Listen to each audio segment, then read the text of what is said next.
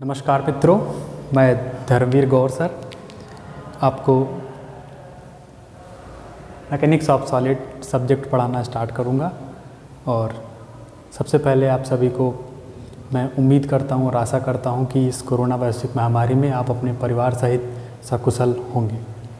चलिए शुरू करते हैं। मैकेनिक्स ऑफ सॉलिड, जैसा कि आप नाम से ही समझ पा रहे हैं, मैकेनिक्स ऑफ सॉलिड। अच्छा, मतलब सॉलिड्स के मैकेनिक्स के बारे में हम समझेंगे। अच्छा,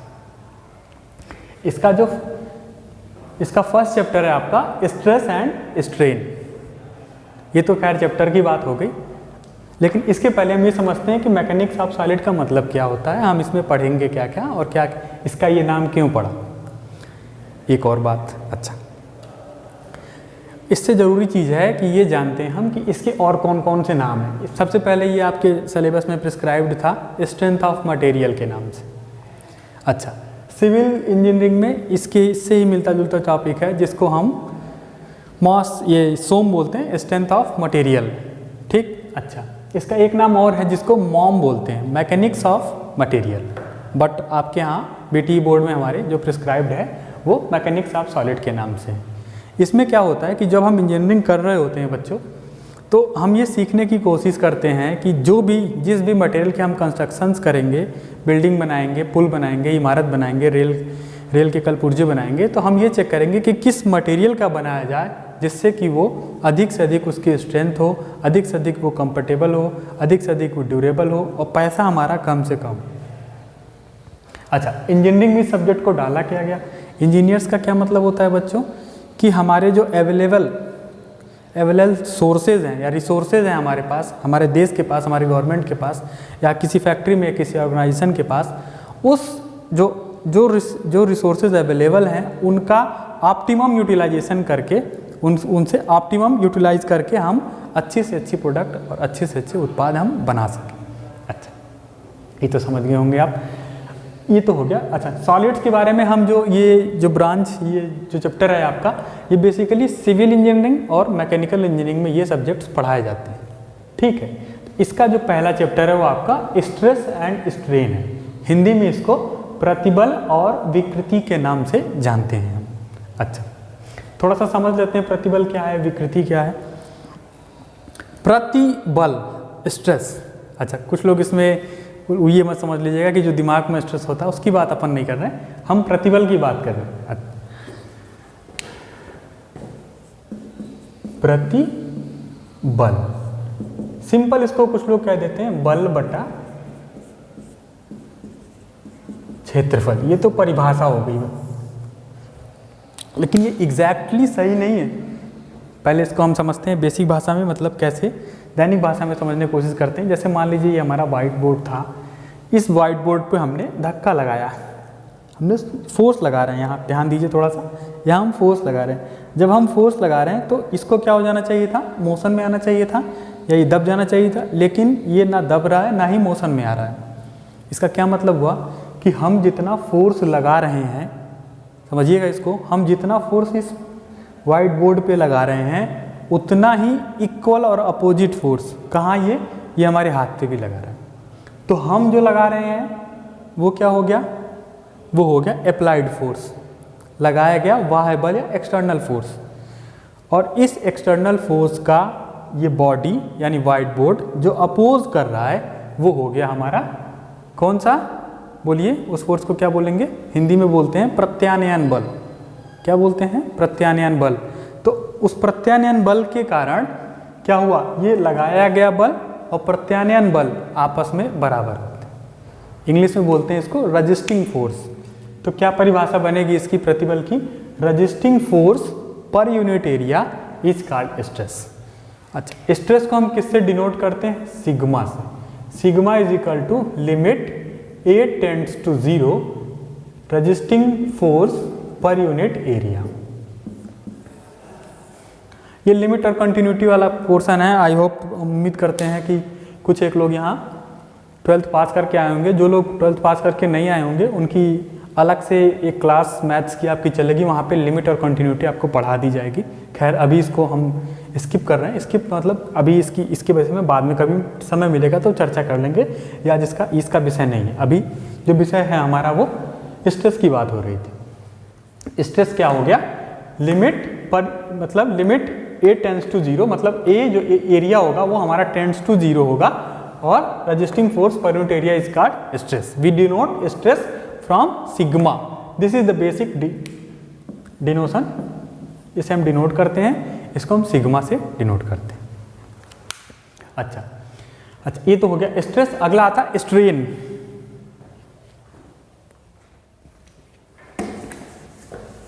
स्ट्रेन को हिंदी में विकृति बोलते हैं,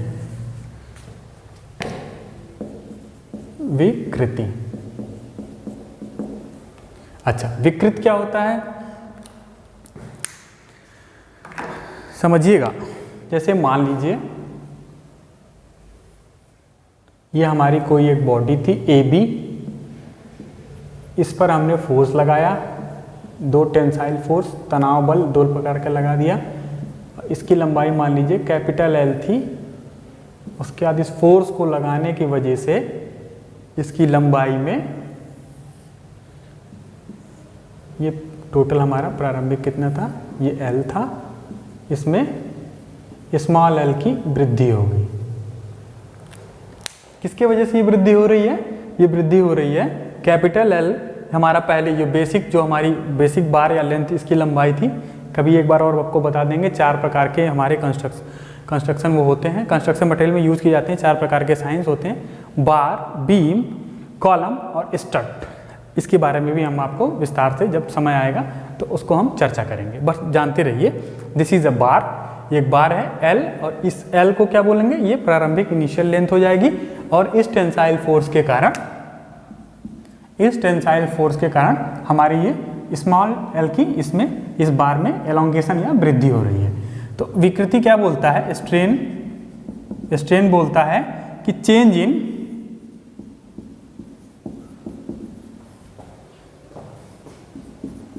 बार अपॉन इनिशियल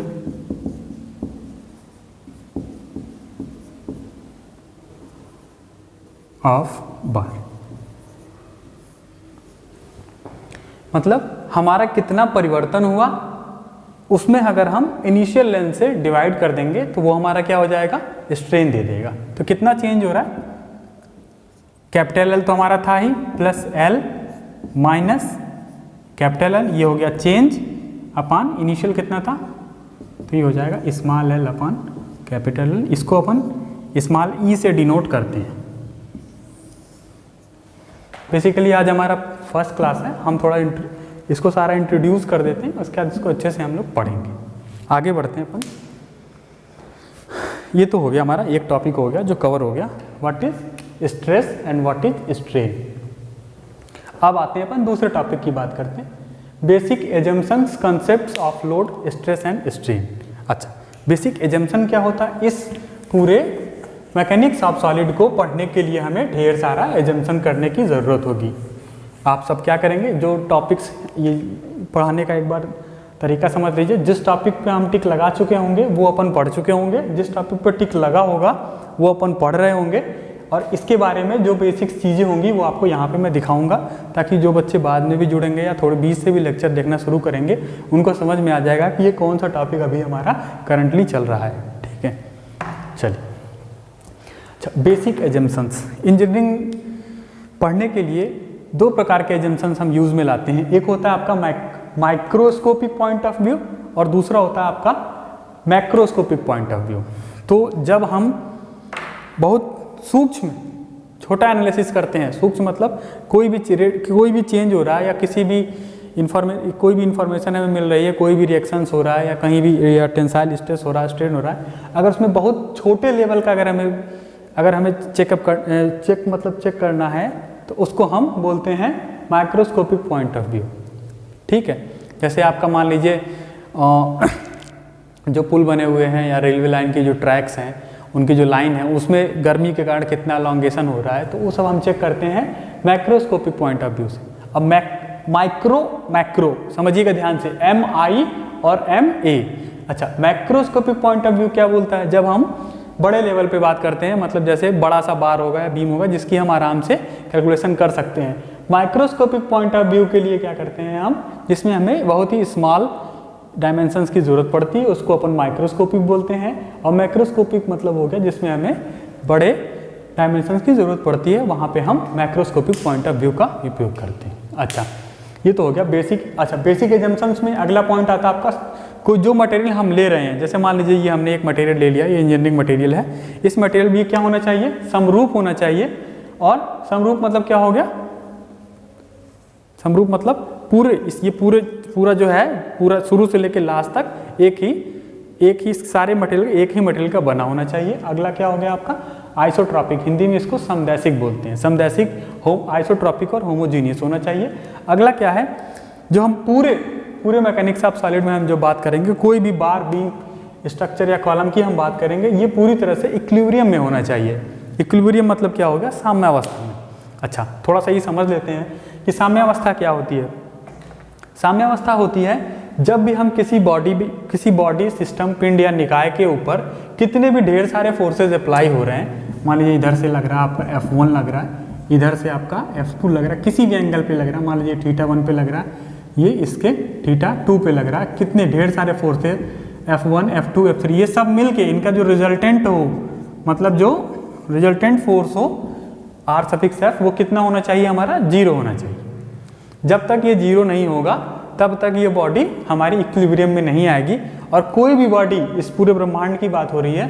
अच्छा, दो कंसेप्ट, थोड़ा सा एक बात और समझ लेंगे। कोई भी बॉडी अगर इक्विलिब्रियम में है, इसका मतलब उस पर लगने वाले सभी फोर्सेस जो हैं वो एक दूसरे को कैंसिल आउट कर दे रहे हैं, जिससे हमारा परिणामी क्या हो जा रहा है, 0 हो जा रहा है। अच्छा, एक बात और यहाँ समझते हैं अपन थोड़ी गहराई से, कि अगर ये बॉडी, समझिएगा थोड़ा, अगर मान लीजिए ये हमारा बार है, ये बार हमारा इक्विलिब्रियम स्टेट में है, तो इस बार के अंदर कोई भी पतली स्ट्रिप या कोई पतली पट्टी या एक एक कण, इसका सारे कण इक्विलिब्रियम स्टेट में है। ये बात आपको समझना पड़ेगा। इस पे ढेर सारे आपके सवाल बनेंगे, उसको हम समय आने पे देखेंगे। लेकिन ये बात याद कर लेंगे कि यदि कोई बॉडी हमारी इक्विलिब्रियम स्टेट में है, तो उस बॉडी का एक छोटा सा टुकड़ा भी इक्विलिब्रियम स्टेट में होगा। ये बात आपको भली बात याद पता होना चाहिए, ताकि बाद में आपको समय आने पर इसका उपयोग कर सकें। ये एक कंसेप्ट है आपका, ध्यान रखिएगा, मैकेनिक्स का कंसेप्ट है ये।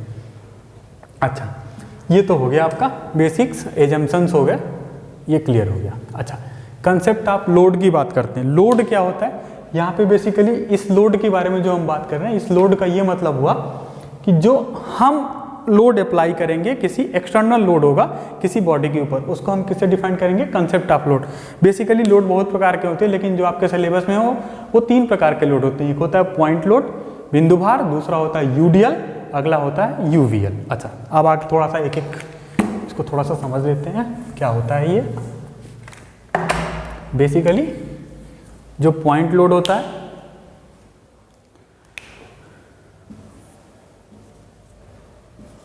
पॉइंट लोड को हम किसी ऐसे दिखाते हैं, मान लीजिए ये हमारा F है, एक लोड है, किसी एक बेसिक पॉइंट पे होगा। समझाया जाएगा ये सब क्या है, ये सब आपको परेशान नहीं होना, बस अभी समझ लेना है ये कौन सा लोड है। अगर किसी एक बिंदु पर कोई लग रहा है, कोई लोड लग रहा है, तो ये हमारा पॉइंट लोड हो जाएगा। यूवीएल क्या होता है, यूवीएल को दिखाने के 2 तरीके हैं, दोनों मैं आपके सामने शो कर दे रहा हूँ। ये किसी लेंथ पर लगेगा, किसी स्ट्रेंथ की लेंथ पे, मान लीजिए ये L1 है, ये होगा W किलो न्यूटन पर मीटर। ये दोनों तरीके से मैं W किलो न्यूटन पर मीटर, और ये हमारी कोई बीम होगी, ठीक है। समवितरित भार बोलते हैं इसको, सम परिवर्तित समवितरित। सम परिवर्तित का होता है यूवीएल, इसको थोड़ा सा ही कर लेते हैं। यूवीएल होता है सम परिवर्तित, और यूडीएल समझते हैं जरा। पॉइंट लोड मतलब बिंदु भार, ये वाला हो गया। अगला है सम वितरित, यूडीएल, इंग्लिश में यूनिफॉर्मली डिस्ट्रीब्यूटेड लोड, मतलब वह लोड जो यूनिफॉर्मली डिस्ट्रीब्यूटेड हो। इसको डिनोट करने का क्या तरीका है, स्प्रिंग जैसा या फिर एरो जैसा। इसको L1 लेंथ है, और मान लेंगे ये L2 लेंथ। ये कहाँ देखे हैं हम लोग, इसका एग्जाम्पल कहाँ देखे हैं, यदि अपन कभी एक सरिया हो या लोड हो, या अपन किसी एक बिंदु, एक अपने अंगूठे पे जोर लगा के खड़े हो जाएं, तो हमारा जो लोड बनेगा वो पॉइंट लोड होगा। एग्जैक्टली यहाँ पे भी वही वाले सीन आ जाता है जो मैंने बताया था आपको, A टेंड्स टू 0 वाला, लिमिट वाला यहाँ पे बात आती है। यूडियल में क्या बात करते हैं, यूडियल में लोड ढेर सारे होते हैं और किसी वो पॉइंट पे लगे रहते हैं। जैसे छत की बात करें तो छत जो है देखिए, छत सेम मोटाई की छत होती है और हर पॉइंट पे लगभग छत की मोटाई क्या होती है, सेम होती है, और वो सारे लोड छत क्या करते हैं, नीचे की तरफ दबा रहे हैं। जब ये ऐसा कुछ होता है तो ये कौन सा होता है आपका, ये हो गया आपका पॉइंट लोड। इसको बोलते हैं UDL, means uniformly distributed load. एक होता है यूनिफॉर्मली वेरिइंग लोड, यूनिफॉर्मली वेरिइंग लोड ऐसा कुछ होता है। ये आप कहाँ देखे होंगे ऐसा कुछ, बताइए। ये हम देखते हैं जब हम फ्लाईओवर पे ऊपर या नीचे चढ़ रहे होते हैं। ये भी है ऐसा कुछ, या ऊपर चढ़ते हुए ऐसा ही बगल में हमारा होता है नीचे उतरने के लिए। तो यहाँ पे इसको हम यूनिफॉर्मली, इसको नाम लिख दे रहा हूँ मैं UVL, यूनिफॉर्मली वेरिइंग लोड के से डिनोट करते हैं। अच्छा, ये स्ट्रेस और स्ट्रेन में पहले ही आपको बता चुका हूँ। अगला आते हैं, इसको नोट कर लीजिए अगर नोट करना हो तो। हट जा रहा हूँ, अच्छे से बना लीजिए इसको देख के। यहाँ पे भी लेंथ हम डाल लेंगे, मान लीजिए इसकी वैल्यू है W किलो न्यूटन पर मीटर, उसकी लेंथ मान लीजिए L है। ये सब कराया जाएगा आपको, बस थोड़ा सा समझे रहेंगे तो आपके फ्यूचर के लिए अच्छा रहेगा। ठीक है, ओके, रब करते हैं।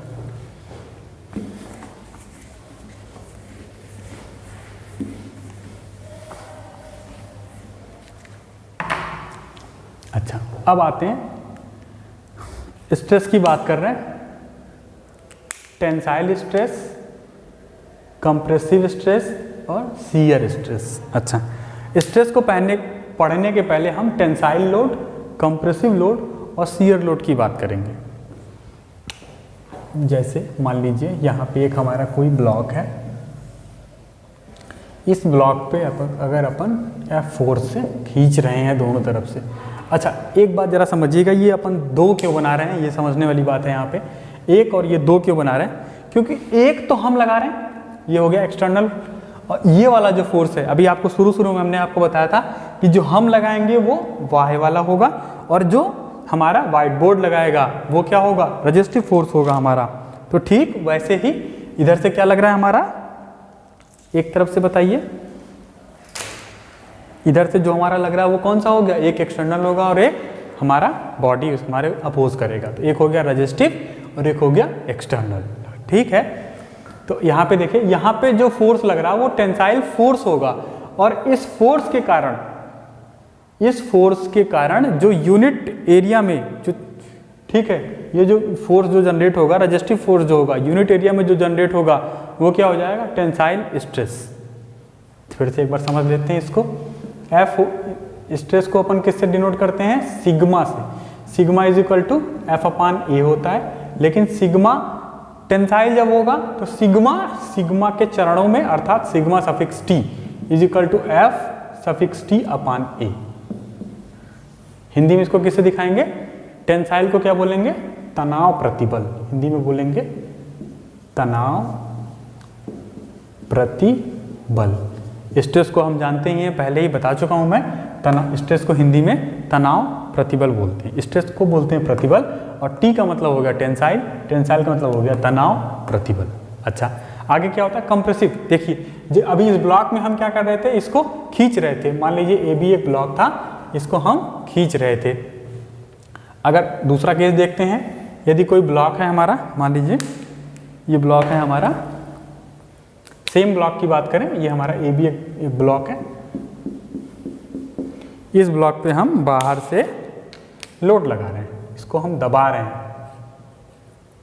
तो क्या होगा, जब हम दबाएंगे तो ये क्या होगा, इसकी जो डायमेंशंस हैं वो कम होंगी, लेकिन इसको कम होने को अपोज करने के लिए क्या होगा, अलग से इसके अंदर से रेजिस्टिव फोर्स जनरेट होगा। उस फोर्स को क्या बोलेंगे हम लोग, F सफिक्स C, और sigma suffix C is equal to FC upon A हो जाएगा। सिग्मा मतलब हो गया स्ट्रेस, C फॉर हो गया कंप्रेसिबल, F मतलब हो गया फोर्स, C मतलब कंप्रेसिबल फोर्स पर unit area equal to sigma C। Hindi में कैसे दिखाएंगे, एकांक क्षेत्रफल में उत्पन्न होने वाले, कैसे, एकांक क्षेत्रफल में उत्पन्न होने वाले प्रतिरोधी बल को क्या बोलते हैं हम लोग, संपीड़न प्रतिबल बोलते हैं। अच्छा, अब एक शब्द आता है बच्चों शियर स्ट्रेस। शियर क्या होता है, सबसे पहले ये समझते हैं थोड़ा सा। शियर कौन सी चीज़ होती है? शियर को हिंदी में बोलते हैं कर्तन। क्या बोलते हैं? कर्तन। तो कर्तन प्रतिबल समझने के लिए सर्वप्रथम हम कर्तन बल समझेंगे, फिर एकांक क्षेत्रफल का उसमें जोड़ देंगे, हमारा परिभाषा बन जाएगा। परिभाषा बनाना बहुत आसान होता है, आप लोग जानते भी होंगे, खैर बड़े बच्चे हो गए, फिर भी एक बार देखते हैं। जैसे मान लीजिए हमारी एक बॉडी थी, यहाँ पे ए बी सी और डी। अच्छा, कर्तन प्रतिबल का क्या मतलब होता है? कर्तन प्रतिबल का मतलब ये होता है कि हम किसी बॉडी के ऊपरी सतह पर, समझिएगा। अच्छा, एक बात थोड़ा सा और समझ लेते हैं। इसके पहले जितने भी हमने लोड लगाए, मान लीजिए ये हमारी बॉडी थी, तो अभी तक जो लोड लग रहा था उसको समझते हैं थोड़ा सा ऐसे। आपको सामने से दिख रहा होगा, इसको मैं थोड़ा सा आप एंगल चेंज करके दिखाता हूँ। आपके सामने से इस फेस, ये फेस आपको दिख रहा होगा, और सामने वाले फेस के पैरेलल हम लोड लगा रहे हैं। अर्थात अगर इसका हम क्रॉस सेक्शन, यानी इसको हम क्रॉस सेक्शन मतलब अनुप्रस्थ काट देंगे, तो ये हमारा कैसा दिखेगा? कुछ ऐसा। मतलब इस फेस के पैरेलल हम फोर्स लगा रहे थे। अच्छा, कर्तन में क्या होगा, शियर में क्या होगा, समझिएगा। शियर में जो फोर्स लगेगा, अभी तक किसके लग रहा था? इसके ऊपरी सतह की, ये मान लीजिए सतह है, इस सतह के समांतर फोर्स लगेगा। इसमें क्या हो रहा था? इस सतह के परपेंडिकुलर फोर्स लग रहा था। समझिएगा, ये बहुत इंपॉर्टेंट पॉइंट है। अगर आप इसको नहीं समझ पाएंगे तो इसमें समझ नहीं पाएंगे क्या हो रहा है।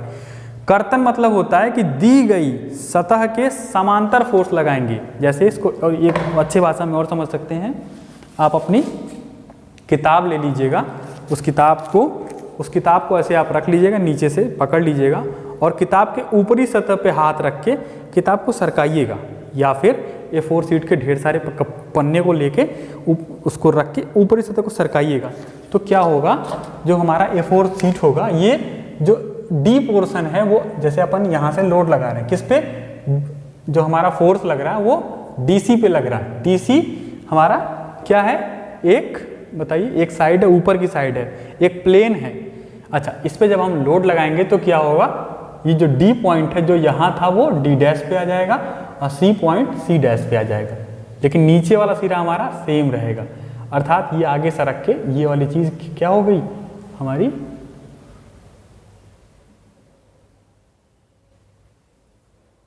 यहाँ आ जाएगी, ये हो जाएगा C डैश। ये आपका मान लीजिए C पॉइंट था, ये हो गया हमारा C डैश। आई होप समझ रहे होंगे आप लोग। तो क्या होगा, जो हमने बल लगाया, अच्छा इसको अपन टाउ से दिखाते हैं। किससे दिखाते हैं? टाउ से। बता दूंगा एक बार नोटिफिकेशन सारी, थोड़ा सा समझ लीजिए बस, जो कि बेसिक क्लास है। एक दिन होगा जब ये अच्छे से इसको पढ़ेंगे तो इसके सारे सवाल भी लगाएंगे। इस पर ढेर सारे सवाल हैं, आपको समझना इंपॉर्टेंट है। तो टाउ हो गया हमारा, क्या हो गया? टाउ हो गया हमारा shear stress. Tau is equal to हो जाएगा, बोलिए, सिग्मा नहीं, एफ सफिक्स टाउ अपॉन ए।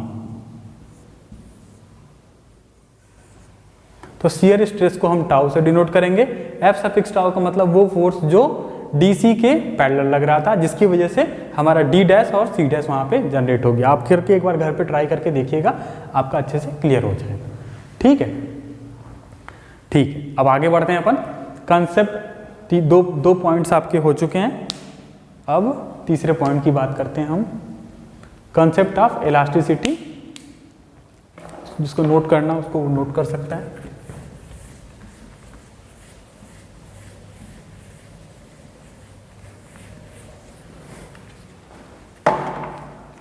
अच्छा, इलास्टिसिटी, हाँ, एक दिन आगे की क्लास में हम आपको मटेरियल के प्रॉपर्टीज़ के बारे में डिस्कस करेंगे, बट अभी यहाँ पे हमारा दे रखा है, इसको थोड़ा सा समझ लेते हैं। इलास्टिसिटी क्या होती है, इलास्टिसिटी क्या होती है, प्लास्टिसिटी क्या होती है। हिंदी में इलास्टिसिटी को हम हिंदी में प्रत्यास्थता बोलते हैं।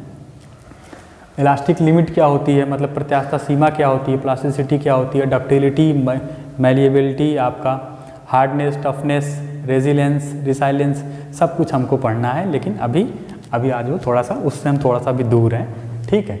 अच्छा, इलास्टिसिटी क्या होती है, जैसे किसी बॉडी पे हम एक्सटर्नल फोर्स अप्लाई कर दें और उस एक्सटर्नल फोर्स के रिमूव करने के बाद बॉडी फिर से अपनी प्रारंभिक स्थिति रिगेन कर ले, तो उसको हम बोलते हैं इलास्टिक। जैसे एक रबड़ ले लीजिए, रबड़ को आप खींचिए फिर छोड़ दीजिए, फिर क्या होगा, वो रबड़ फिर से प्रारंभिक स्टेज में अपने आ जाएगा, प्रारंभिक स्टेज या स्थिति में आ जाएगा। स्प्रिंग लीजिए, खींचिए, छोड़ दीजिए। तो जिस भी मटेरियल के अंदर ये प्रॉपर्टी होती है उसको क्या बोलते हैं, इलास्टिक मटेरियल बोलते हैं, और इस गुण को क्या बोलते हैं हम लोग, इलास्टिसिटी बोलते हैं। अच्छा, लेकिन ऐसा है क्या हम चाहे जितना खींच लें और फिर छोड़ दें फिर से वो हो जाए स्प्रिंग, वही उसी स्टेट में आ जाए? नहीं, ऐसा करते ही नहीं होता है। तो जिस पॉइंट पे ये जितनी लेंथ हमारी स्प्रिंग की थी उससे हमारी बड़ी रह जाए या छोटी हो जाए तो उसको क्या बोलेंगे हम लोग, इलास्टिक लिमिट। हिंदी में इसको प्रत्यास्थता सीमा कहते हैं, ठीक।